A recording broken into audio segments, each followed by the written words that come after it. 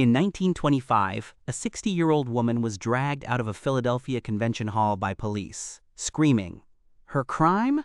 Disturbing the peace at a Mother's Day event, which would be a strange enough story on its own, except this woman was the person who invented Mother's Day. Her name was Anna Jarvis. She never had children of her own.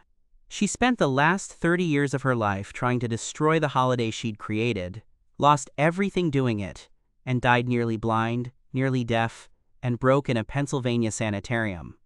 To understand how that happens, you have to go back.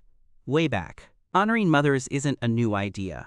The Greeks threw spring festivals for Rhea, the mother of Zeus. The Romans worshipped Cybele, the Great Mother, with a 3-day party called Hilaria. Parades, masquerades, games. At one point her followers got so rowdy, they were briefly banished from Rome. So, not exactly a Hallmark vibe. Fast forward to 16th century England.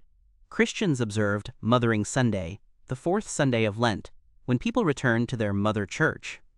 By the 1700s, servants got the day off to walk home and visit their actual mothers, often carrying daffodils or a marzipan-topped fruitcake called a simnel cake. But the American story really begins with 2 women. The first was Anne Reeves Jarvis, Anna's mother.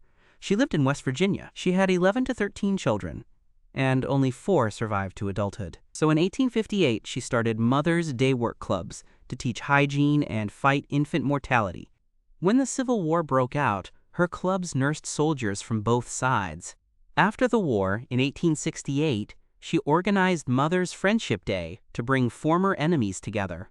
By all accounts, the gathering ended with Union and Confederate veterans weeping and shaking hands. She had a quiet kind of power. The second woman was Julia Ward Howe, abolitionist, suffragist, the writer of The Battle Hymn of the Republic. Horrified by the carnage of the Civil War and the Franco-Prussian War, she wrote an 1870 Mother's Day proclamation calling on mothers worldwide to refuse to send their sons to slaughter each other. It was, originally, an anti-war holiday. In 1876, during a Sunday school lesson, Anne Reeves Jarvis prayed out loud that someone, someday, would establish a memorial day for mothers. Her young daughter Anna was sitting right there, listening. Anne died on May 9, 1905. Anna would spend the rest of her life keeping her mother's wish. On May 10, 1908, the first official Mother's Day was held at Andrews Methodist Episcopal Church in Grafton, West Virginia, the same church where Anne had taught Sunday school. Anna sent 500 white carnations, her mother's favorite flower. That building is now a National Historic Landmark. Anna was relentless. Letters, speeches, alliances with retail mogul John Wanamaker and ketchup king H.J. Heinz. The Senate initially mocked her. One senator called the idea puerile and absolutely absurd. But by 1911, every state observed it. On May 9, 1914, Woodrow Wilson signed it into a federal holiday. Here's the thing. Almost the moment Mother's Day became official, it stopped belonging to Anna Jarvis. By 1912, Hallmark was already printing cards. Florists started price gouging carnations. The candy industry rolled in. And by around 1920, the woman who invented Mother's Day was at war with it. Anna had thoughts. On greeting cards, she said, and I'm quoting, "A printed card means nothing except that you are too lazy to write to the woman who has done more for you than anyone in the world."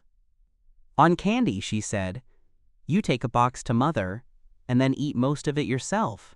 A pretty sentiment. She started suing. Newsweek reported she had 33 lawsuits pending at one point. She called florists, candy makers, and card companies charlatans, bandits, pirates, racketeers, kidnappers, and other termites. She even publicly attacked First Lady Eleanor Roosevelt for using Mother's Day to fundraise for infant mortality charities. The best story might be this one. Anna walked into the tea room at Wanamaker's department store, the same store that helped launch her holiday. She saw a Mother's Day salad on the menu. She ordered it. When it arrived, she stood up, dumped the entire salad on the floor, paid her bill, and walked out. 2 years later, in 1925, she crashed a convention of the American war mothers who were selling white carnations to raise money for veterans' families. Anna saw it as commercial appropriation of her mother's flower. She was forcibly removed by police and arrested for disturbing the peace. The charges were dropped. By the 1940s, Anna was nearly blind, nearly deaf, and broke. She'd spent her own money on the legal crusade. Friends placed her in Marshall Square Sanitarium in Pennsylvania, where she died in 1948 at age 84. There's a persistent rumor, never confirmed, that her medical bills were quietly paid by the floral and greeting card industries she'd spent decades fighting. One detail Anna won, and most people miss. It's Mother's Day. Singular possessive. Not Mother's Day. Not Mother's Day. Anna insisted, and Woodrow Wilson agreed. The day belongs to your one specific mother, not motherhood as a generic concept. The apostrophe is doing real work. Anna would loathe the modern numbers. In 2025, Americans spent $34.1 billion on Mother's Day, about $259 per person. The 2026 projection is $38 billion. It's the third most celebrated holiday in the country and Hallmark's third biggest card day. Jewelry alone accounted for $6.8 billion last year. Other countries celebrate weirder. In Serbia, kids sneak into mom's bedroom and tie her feet together with ribbon. To get free, she has to pay them in treats. In Peru, families picnic at cemeteries. Food, balloons, flowers, to celebrate with grandmothers who've passed. It's festive, not somber. In Mexico, mariachi bands serenade mothers at sunrise on May 10th. In Ethiopia, the Antrost festival has daughters bring vegetables and sons bring meat for a family hash.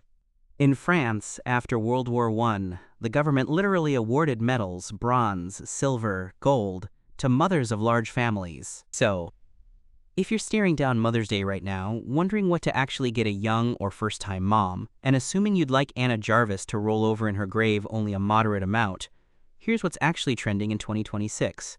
All under $100. Stanley Cups are out, Owala is in. The limited edition Owala Mother Nature tumbler dropped this April with a hummingbird in floral print and a matching kids' cup. Editors expected it to sell out in days.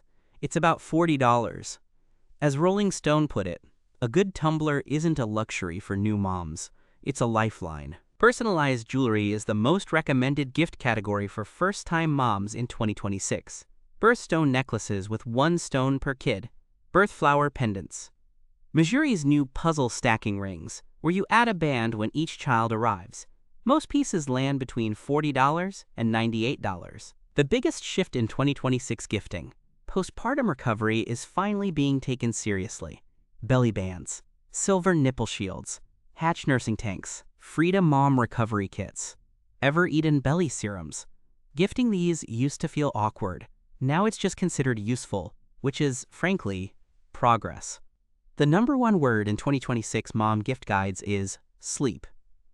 Silk pillowcases, Barabee weighted knit blankets, Lofty sunrise alarm clocks.